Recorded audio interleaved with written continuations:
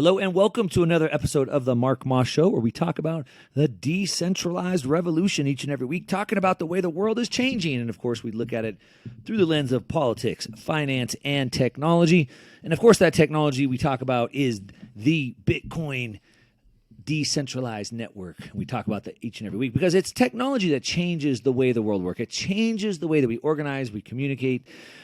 And so I like to bring to you, some of the latest breaking news, some education to help you think about things differently, learn to see the world differently, and of course, some interesting guests so you can hear from some people other than me all the time. And so I'm coming to you live or recorded, whichever you're listening to this from. But I'm coming to you from Jackson Hole, Wyoming, where I am in town, a place that I've been dreaming of coming for a long time because of the snow, and here I am, and we are here for Bitcoin Ski Week. It's the first of its kind. It's 250 approximately of the sort of, industry leading people that are kind of moving and shaking the Bitcoin space, and we're talking about all types of good ideas, and I managed to grab somebody to come sit on the radio with me, and that is Justin Rezvani. He is the founder of Zion app, and so Justin, thanks for taking the time to talk to me today. Thank you, my brother.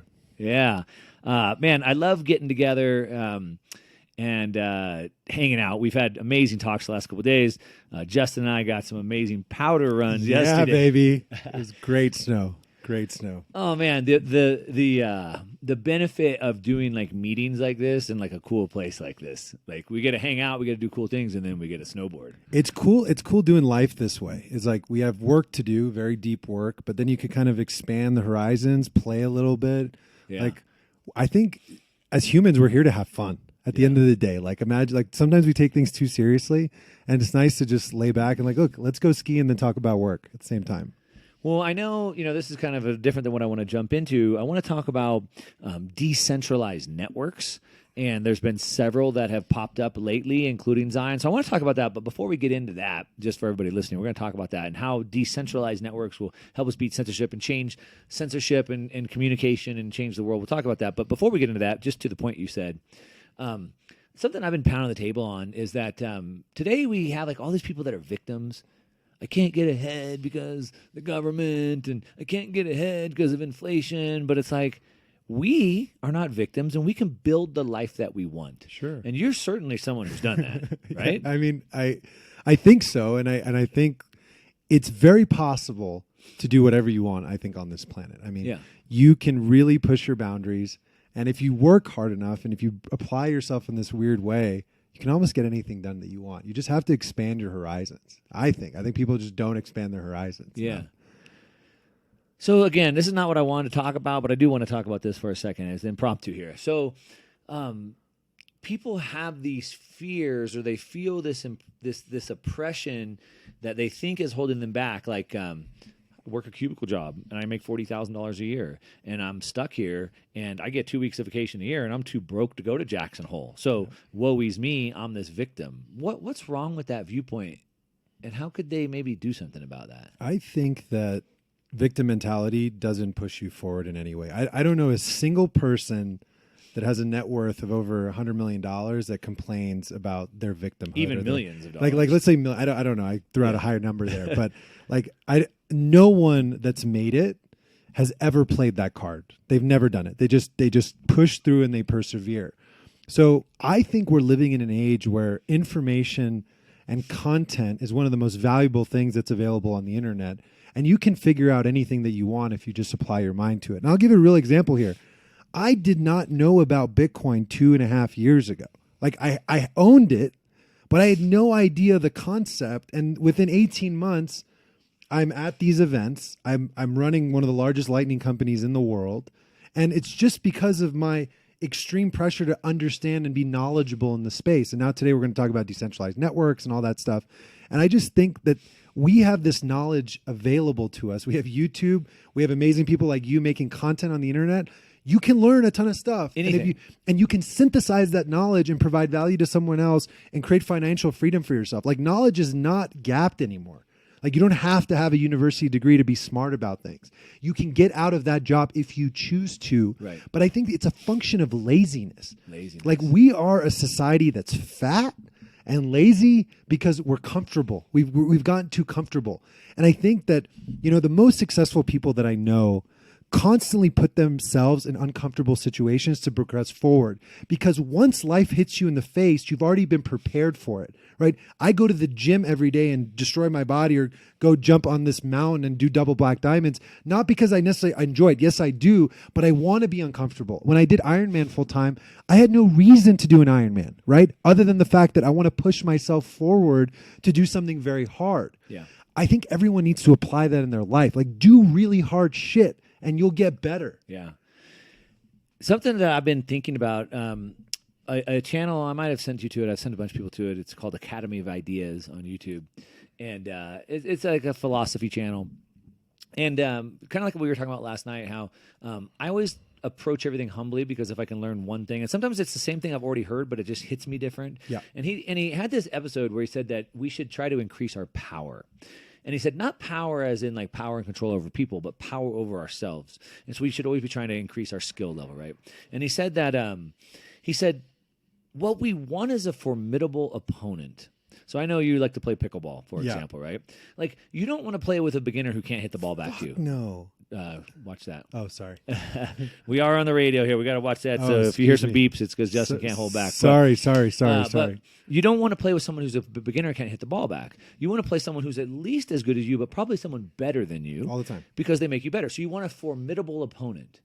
And so if you're going to go to the gym, you don't want lightweights. You need heavier weights. You need a formidable opponent. And so what I got from this, as it's been a couple weeks I've been thinking about this, is that in life we need a formidable opponent. We need the pressure to push back on us to make us go forward. And so the paradigm shift that I got from that piece of content was that rather than looking at adversity and hardships as something negative, I can't believe I have to deal with this. I can't believe things are so hard. Why does it have to be like that? Instead, it's a formidable opponent. Thank you that I have this opportunity to push that heavy weight. Thank you that I have the opportunity to play a pickleball person. Thank you that I have this struggle, this problem that I have to figure out how to get over, because it's going to make me a better person. And without it, I'm only going to become a worse person. 100%. And I think that's about how powerful that is. People are so afraid of pushing these boundaries for themselves, because inherently our mind is always trying to keep us safe, right? That's what the mind is designed to do. You want comfort. Comfort. It's designed for comfort, because the mind was built in a society that didn't have hotel rooms and heaters and air conditioners and food at abundance. That's the way the mind was originally engineered. But now that we live in a state of abundance, we have to seek discomfort. We have to go out of our way and seek discomfort in our lives. That's why we go to the gym. That's why we climb mountains. Buy an ice bath. That's why we go into an ice bath. Yeah. That's why we progress in all these things, because you need to challenge the mind. The mind is not challenged enough, I believe. Yeah. That's the thing, and I think that's the concept, is that in order to excel, we must seek discomfort. So that was a little rant. It's not where we want to go, but it just kind of came impromptu. But I do want to bring something up, because I put this on my Instagram yesterday, my story. If you're not following me on Instagram, you should. Just at @1MarkMoss. Check it out. What's yours, Justin? Justin Rezvani. Justin Rezvani. So check us out on Instagram. But I put this on my story yesterday, and it was a screenshot that someone else I saw on Twitter. And it says, if you make $40,000 per year, and you spend 85% and you invest 15% in an index fund, that averages 10% of return. After 40 years, you're going to have $3 million. And I said, this is the wrong way to think. I said, why spend the next 40 years of your life making $40,000 a year? Like, really? I'm going to work in a cubicle for 40 years making 40 grand, saving 15%? Why not invest in yourself? Why not learn high-value skills to learn how to make more money? It's never been easier, right, than it is today. So that's kind of what we're talking about. And so anyway, but back to this just for 1 second. So I said before the break this tweet that I saw, if you're making 40 grand a year, and I'm just like, how ridiculous is that? And you made the case. You said something, if you have the motivation. And one of my favorite personal development gurus who I studied for a long time, this guy, Brian Tracy, who wrote a book called The Psychology of Sales. And he talked about how if you want to be a great salesperson in this book, he said, you can go learn. All the information you need is out there. He said, but if you have no motivation, I'm sorry, there's no hope for you. And me and my wife, we still laugh about that line today, 10 years later, 12 years later. But that's the truth. If you have motivation, you can learn anything. You can improve your life. You can increase your skills. You can make more money. The very fact that other people can do it means that you should be able to do it too if you have the motivation for it, right? Absolutely. And I think you need enough motivation to leave, right? I think what's happening in society also is that we're in this comfort base layer. And this happens in relationships, this happens in jobs, where that the benefit of leaving still hasn't counteracted to you. You haven't realized that, like, man, if I leave, then go try something else, I don't have enough motivation to do that. And sometimes people just need to be pushed a little bit more to say, you know what, this job is not fulfilling for me. Let me go try something else. This relationship isn't perfect. Let me try something else. So you need that motivation just to push you there to go to that next layer and say, you know what, I'm going to take a risk and go out. Yeah. Do you do ice baths? Every day. Oh, you do? Every day. So that's a big thing that's been getting popular. Yeah, go ahead. I mean, so a story about ice baths is in 2014, I went and bought a chest freezer and I filled it up with water and I wired it in a way that would be turned off only 1 hour of the day. Oh, and I could unplug it. So this was before ice baths were cool. I would wake up every morning at 6 a.m., no matter the temperature, and I jump in that thing to 3 to 5 minutes. And it was a thing for me, not because I needed the motivation to get into an ice bath, was because it was my mental state that so no matter what, at 7 in the morning, I'm going to go in this thing, even though I don't want to and I'm uncomfortable with but it. even more so. To train the mind. The reason why you need to go in the ice bath is because you don't want to. Exactly. It's now, like I don't. Just for disclaimer, I don't do the ice bath. I love it. I love it. On my Instagram, you'll see, like, I put people in ice baths that have never been in there. There's videos with a bunch of my friends that have millions of views because they're like, this is the first time they were in this. It was actually just a chest freezer. Like, this was before it was cool. Yeah. And I was doing that since 2014. Yeah. So, yeah, I know Tony Robbins, who again has been tweeting about Zion app. Check it out, Tony Robbins Twitter or Zion. But anyway, I had seen him say he has 15 houses around the world, and he has an ice bath. Every single one. And he said something like, "There's never been one single day that I haven't tried to talk myself out of it." Of course, never once. Your mind is saying, like, because there's no reason for you to do this, because the mind is saying, this is uncomfortable. I don't want to do this. But that's where greatness is created. Yeah. In the uncomfortable moments. Yeah. I'll never forget my first full distance Ironman. It's mile 18. Imagine I've been up for 10 hours racing, and I don't want to finish these last 6 miles. But those 6 miles will change the rest of my life, because it's the most uncomfortable thing to do when you've been running, biking, swimming for 10 hours and you have to go for another 2 hours to finish. You're like, what am I doing here? And that's when you train the mind to tell you who's in charge, because the mind takes over and thinks that it's in charge, but it's not. You are. Your consciousness is what decides you're going to do tomorrow. You're going to jump in that ice bath. You're going to change your job. You're going to leave that bad relationship, or you're going to progress your life forward, because you have one chance at this. Yeah. Yeah, so that the big takeaway is that you have to do things that make you uncomfortable. You have to. Seek discomfort. You have to seek discomfort. Now, we all seek comfort, and we want comfort. And, like, hey, you live a pretty comfortable dang life, right? And so do I. But we do things to take us out of that comfort zone from time to time. Right? 100%. So I ride my dirt bike for 8 days across the Mexican desert and full of danger, right? Or I spent 2 days in the backcountry on a motorcycle, on a snowmobile, a bike, right? Danger, avalanches. Like, you could break down, you could die, right? And it's like those things to, like, make us be alive, right? Sure. And also what it does, we'll transition this, right? And also what it does is then back to kind of making money, $40,000 a year job, it gives you the power to try uncomfortable things in business. Sure. And so let's talk about that for a minute. So you previously had a social media company. We had an influencer marketing business. An influencer marketing business. Platform business, yeah. And so it was kind of built on technology and social media a little bit, and marketing, influencer, and did good with that. And then you had this idea to create this decentralized network, which is much harder because it's not a centrally controlled thing. Now it's kind of dependent on decentralized creators building that. That sounds pretty hard. Yeah, it's a very hard problem. It's a very difficult problem, and but I think my thing when I thought about this was, I kind of semi-retired after I sold my last business. I was like, I have enough money to, like, basically be fine for the rest of my life. I'm not going to work anymore. But when I had this brain thing, and I talk about that in some other podcasts. And I was like, I got to try a really hard problem. Like, I want to solve something very difficult. So I went and found one of the hardest things I could solve, because there's already some guy trying to go to Mars. Someone else is building electric cars. Like, let me try to solve this problem. Speaking about that, off topic, but Elon Musk has had like $4 or $5 billion companies. In the last 5, I think Pomp just said this. Every 5 years for the past 20 years, he's built $1 billion business. Wow. No one's ever done that before, right? Like, from PayPal to Tesla to SpaceX to the Boring Company. Solar City, maybe. Like, I mean, he acquired Solar City, but like those are the four. That's gangster. The dude is gangster. Yeah.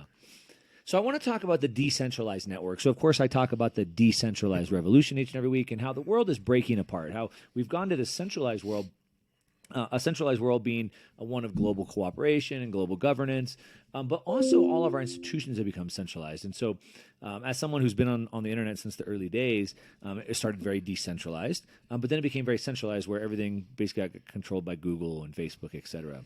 And now we've seen the problems that come from that, right? So now we've seen them misuse our data and censor us and all those types of things. And I talk about the decentralized revolution, how the world is breaking apart. So no more global homogeny, no more global U.S. dollar reserve system, but even our infrastructure we use, our messaging platforms and stuff is starting to get decentralized. I mean, is that sort of the revolution that you see within that space? Absolutely. And I think we need to think about decentralization in three aspects. First is, how do you decentralize your authorization or identity online? The next thing is, how do you think about decentralizing how messages are pushed out to many people? And the final piece is, how do you decentralize the money? Because these are the three elements that are required to truly build a network. You can't just have one of the pieces. You can't just have decentralized identity without decentralized payments. You also can't have decentralized messaging without an identity on top of that service. And then you can't have data storage. So you have to think about these problems, I think, in three prongs. Okay. No, those are not the problems. Those are the solutions to problems. I want to find out, why should anybody care? So, like, we have good messaging apps or payment apps, all those things that you said, and we have those. Those are centralized solutions. So we obviously have Facebook, and we obviously have Twitter, and we obviously have Cash App, et cetera. So I want to talk more about the inherent problems with those, and then how decentralized apps like Zion, like Blue Sky, could help solve that. We're talking about decentralized networks, and so you were talking about the problems, but you were talking about the problems and solving the problems. Sure. So let's talk about the actual problems we're trying to solve. So you mentioned messaging, you mentioned payments, and you mentioned ID. Yeah, identity. Which one should we start with? Identity? I think identity is a good one to start, because imagine we have 1.5 billion people in the world that use a centralized Gmail account to log into everything on the internet. Okay. They probably use it to log into their bank account. Yep. Is the username of their bank account's probably a Gmail address. They call that like a SSO, I think, right? Single sign on. So you can log into a lot of websites with either a Google or Facebook ID. Right. Yeah. But I think the inherent problem with that is, like, Google owns that ID, not you. And they, everything revolving around how the ID is managed is done in a centralized way by Google, which means that everything you log into with that address, they own the data to. Right. They know the websites, they know how it was authorized, they know where it is, and this is the inherent power of the data that Google has. So I believe that there's an opportunity to actually decentralize the identity and, like, own it for the first time on the web. But before we talk about the solution to that problem, the problem is then if I say something mean online they don't like, they could shut off my account. Yeah. And then all those websites that I had access to with my Google account is now gone. Yeah, what was really interesting, I think yesterday, was Slack banned Libs of TikTok's Slack account. Wow. They're like Seth, the founder of the Babylon Bee, tweeted this out. It's like, well, so this messaging service can ban companies from using their technology. I get that. It's fine. But that's like where we're at now, right? Like a Twitter account that basically just shares stuff. Like, they don't produce any content. They just reshare stuff, is banned from Slack. So the thing that they were using to conduct business, they're now banned off of. Yeah. So that's the inherent problem with centralized networks. The one thing I'd like to keep in mind is that while some of what you see is like extreme cases, at some point it may not be so extreme. The world is more polarized than ever before. So, like, no matter which side of an argument you're on, there's someone on the other side. Absolutely. You're pro-life, someone's pro-choice. You're Republican, someone's Democrat. You're like liberal, someone's conservative. Like, someone's always going to be on the side. And so a lot of times you have to think about, like, even though you may think, oh, that's good, I'm glad they shut down Liz at TikTok. Well, they're probably coming for you next. Yeah. Right? And that's the problem. Okay, so then the ID, and then so if someone can shut my ID off, they can deperson me. Yeah, basically you can no longer log into all those services that you were trying to log into, because what happens when you hit that forgot password button? Where does it go? Your email. Who owns that email? They do. Exactly. All of these roads, interestingly, lead to this one service for 1.5 billion people around the world. And then let's talk about the payments piece. So then the payments piece is, well, we can move money around. I can send you money. You can have a credit card processing account. I can send you my credit card, or I could use PayPal. But now we see like PayPal is taking $2,500 out of people's accounts if they say something mean online. Yep. They've worked with the Anti-Defamation League to create a blacklist of all these accounts that should be banned from making payments. So, if OnlyFans, I believe, had their credit card account turned off or something like that, right? Yeah. So it's like.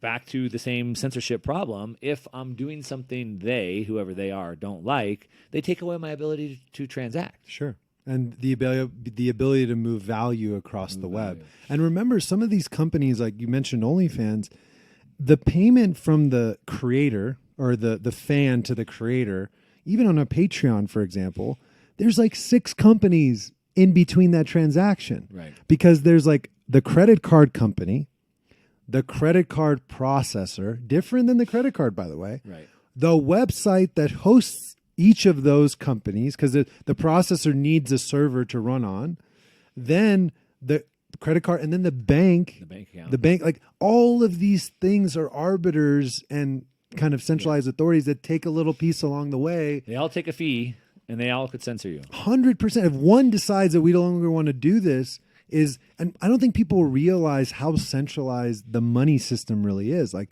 we run on Visa rails or MasterCard rails or Swift rails. Like we use all these systems, and they're highly complex and highly centralized. Yeah. And the point that I always like to make, and you've probably heard me say it a bunch of times, is that without the freedom to transact, there is no freedom. That's it. Yeah. So even though in America we're guaranteed freedoms through the Constitution, like freedom of assembly or freedom of speech, if I can't put gas in my truck to drive to the assembly, I can't assemble. Yeah. Right? If I can't pay for a computer or a phone to go on social media, I have no speech. Yeah. And so all freedoms come from the ability to transact. And Absolutely. so that's like the most important one. And then so you said ID, you said payments, and then you said messaging. Messaging and data storage, I would put them together because it's effectively how is this message moved across devices on the web, and then more particularly, where is it stored when that happens? Okay. So then messaging, so again, back to accounts being banned on Twitter, right? Facebook shutting down accounts. When there's 2 topics that I can't talk about on YouTube that I just try and stay super clear away from. And one was the elections, and the second was the pandemic and the medicine and all that, which I can't even use that real word. And so I wouldn't say those things. When they first started cracking down on the whole election thing, 8,000 accounts on YouTube were shut down within a week. So that's the messaging. So again, when you don't own your messaging, you're on somebody else's platform, then they have the ability to censor what you say. And we have to remember that all of these systems are just walled gardens, right? Like Twitter is a walled garden. Facebook is a walled garden. YouTube and Google are all walled garden. They're all separately, and they can all separately decide, do the messages, are they even allowed to be sent within their own private networks? Even in the DMs. Everything. I've had DMs get rejected where I can't send a link or I can't send whatever, even in the DMs. I mean, something that's interesting to me is like we've gone to a place where hundreds of million, like there's a guy, the guy we just talked about, can basically go look at every DM we've ever sent to somebody else. And that to me, that's gangster. That's crazy. Like he can look at him, bad for potentially other people. Good for him, bad for everybody else. And everyone says, oh, no, they can read everything. This is nothing's encrypted. It's their data. Like, I think what people forget about these systems is like the language of my Instagram, my Twitter, my Facebook, my YouTube. It's actually not your anything. It's your login that they can do whatever they want with. And you pray that they get your stuff out. Yeah. And even when you're using privacy apps like Signal or Telegram, it's still going through their servers. 100%. Which, whatever, they good guy, double pinky swear promise not to do anything with it, but they're going through their servers. 100%. Right? Okay, so let's talk about, so those are the problems. Now, I'll let you kind of think about how those problems could maybe apply to your life at some point.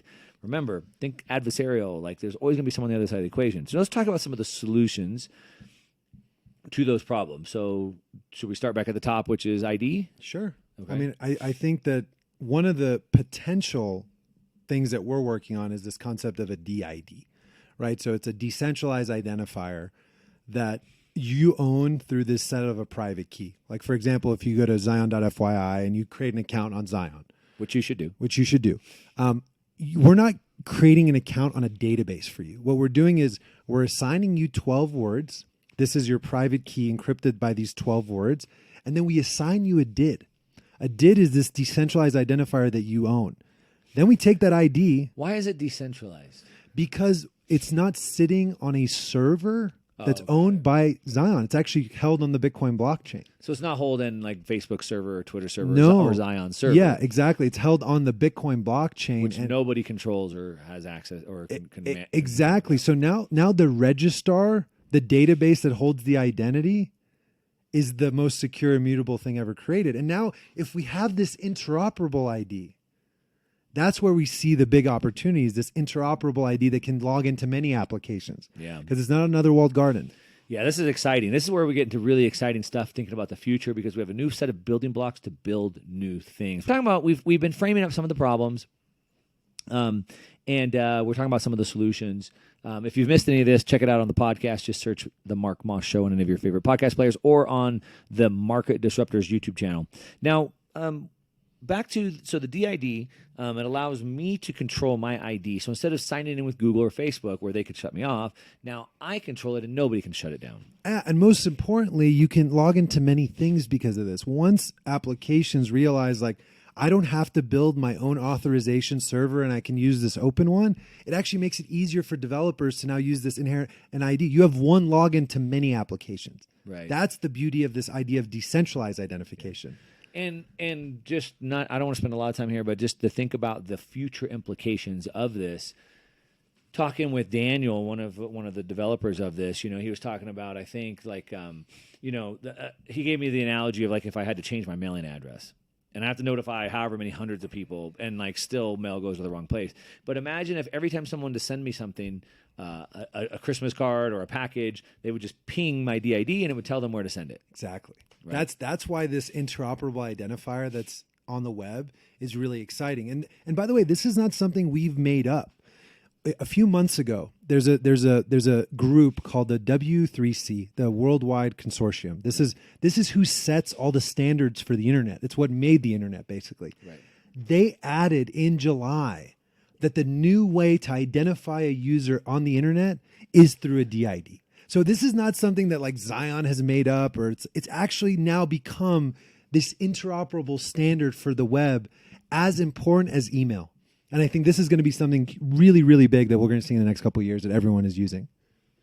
Yeah, I think it's amazing. I think, like I said, the way that I think about technology and try to extrapolate where it goes in the future is that we have a new set of building blocks. Yep. So if I handed you a deck of cards, you could build me like a teepee or like a little house of cards, right? If I gave you a set of Legos, you're doing something different. Mm-hmm. So like steel was one of the technological revolutions. It was the third technological revolution. And it allowed us to build taller buildings and bridges. That was cool. We didn't know that we'd have space shuttles one day. But with that new set of building blocks, we were able to build new things. And the Bitcoin blockchain, like the first killer application is obviously money. But it's given us a new set of building blocks that allows us to build new things that we don't know. And one is like a decentralized ID, for example. Of course. Now let's talk about some of these decentralized networks. So Jack Dorsey, the founder of Twitter, he left Twitter and he said that he wants to focus the rest of his life on Bitcoin. He's launched a new version, a decentralized version of Twitter, which he started working on when he was still at Twitter, and it's called Blue Sky. It's in beta. I don't have access to it right now. It's like a new version of Twitter. But there's a lot. Social media is a very generic term, and so there's different types of social media networks. So Twitter, for example, I can make a post and people can comment on it. Facebook, has more like the same, but also has like groups. YouTube obviously is just kind of videos, right? So there's different types. So you have Jack Dorsey's this new Blue Sky. You have Nostr, which is now kind of like this decentralized Twitter almost as well. And then Zion is in sort of like a different category where it's more about like communities, where like I'm building the Mark Moss community, by the way, so check it out. Download zion.fyi, and I'm going to be building my community there.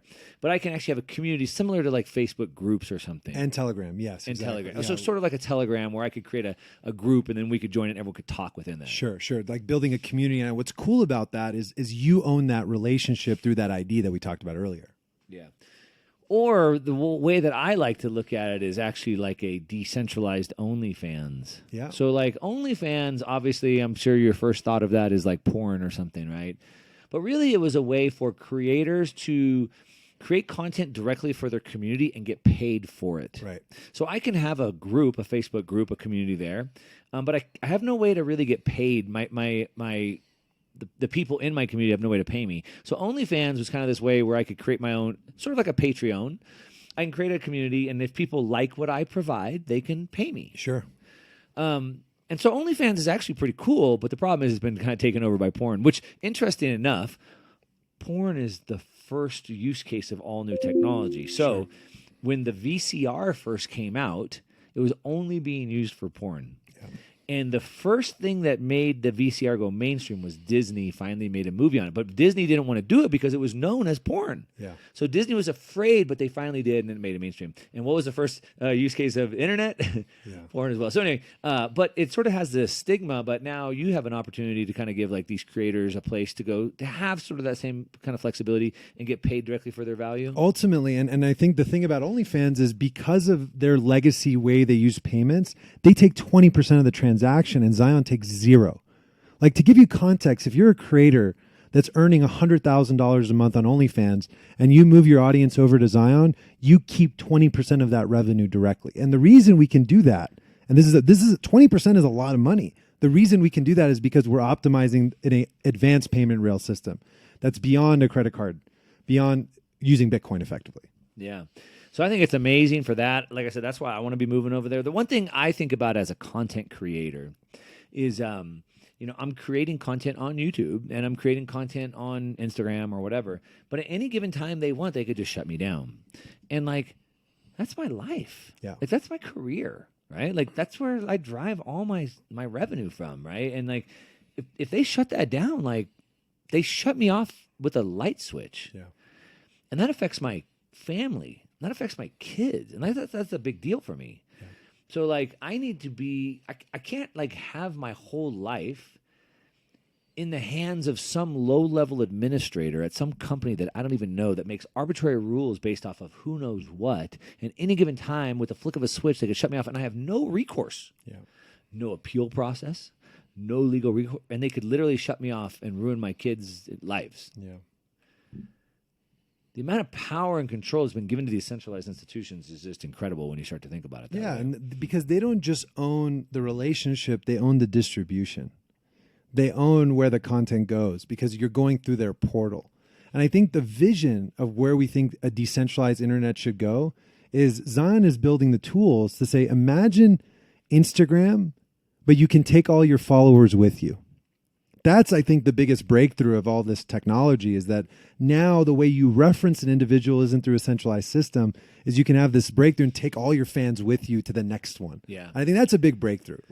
Yeah, and then I love the fact, so back to kind of this OnlyFans example, a clean version of OnlyFans. Yeah, of course. I think, the ability to pay directly. And so then not only does it do messaging, not only do I get to control my identifier, but we can actually send communication, and we consider money as communication, payment as a communication. So I'm communicating value. So we can exchange messages and communication seamlessly. Yeah, and also at the hardest money ever created. I mean, last night with James, you saw how fast those transactions move. Yeah. Like it's when you see it, you're like, holy. Like when you see these two applications that have no relationship with each other, that can fund each other. Like last night, we funded James's wallet with Cash App on my Cash App. Cash App is not an app that Zion has a partnership with. We have no relationship. There's no API. And within half a second, the moment I hit the button, it immediately funded the Lightning wallet on the Zion side. I think that's the incredible nature of how this money moves peer-to-peer at the speed of light. Yeah. OnlyFans requires a 30-day settlement process. We require 30 milliseconds. Wow. It's really hard to think about where this goes, but I'm super bullish on it because, as I said, without the freedom to transact, there is no freedom. So first, private property rights. Second, communication. We have to be able to communicate freely, openly, truthfully, both with our messaging as well as our money. And so Decentralized Networks is bringing that back. Zion.fyi, check it out. Check out Jack Dorsey's new Blue Sky that's opening up. This is going to open up an amazing opportunity and change the world, in my opinion. If you're just tuning in, you're listening to The Mark Moss Show. We've been talking about the Decentralized Revolution in studio with Justin Rezvani from Zion.fyi. Check him out. I'm building my community there. And that's what I got. Thanks so much for listening today. Shoot me a message. Let me know if you heard the show. Ask me any questions you have. Until next time, thank you. Thank you.